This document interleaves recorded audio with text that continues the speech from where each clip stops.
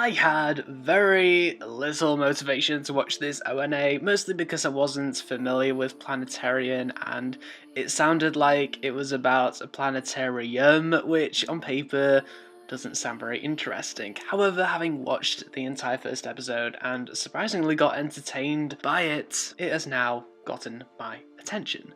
So in episode 1, or should I say chapter 1 of Planetarian Chiisana Hoshi no Yume, we get this RoboCop style introduction with the viewpoints of a girl robot called Hoshi no Yume, who wakes up to find her owners happy, then wakes up a second time around to find them really worried and sad about something. It turns out that there's this random virus going around that's making humanity almost extinct.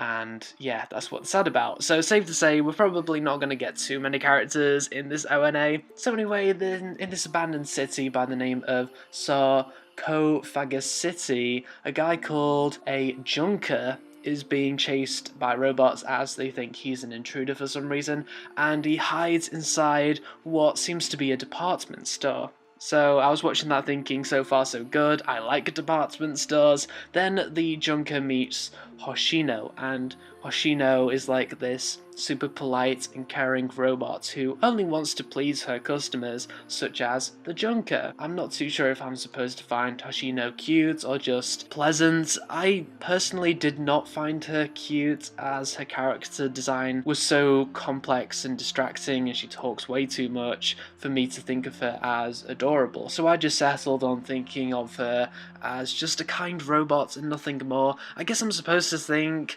the Junker is a badass, but to me he's not really a badass. He's more of an average guy who just acts like a mercenary and is nothing more. Maybe we'll get more character development in future episodes, which does seem likely considering how decently thought through the dialogue of this episode was. I mean, this episode embraced its drama elements, and even though I didn't feel much chemistry between the two main characters in this episode, the scripting never felt boring as it was so natural. So Hoshino attempts to show the Junker a planetarium show, which fails as the projector does not work. Junker wakes the next day and is about to leave the department store and Hoshino, but of course he changes his mind about leaving. So yeah, this episode was quite simple, yet it was natural enough in a good way to be almost charming to me.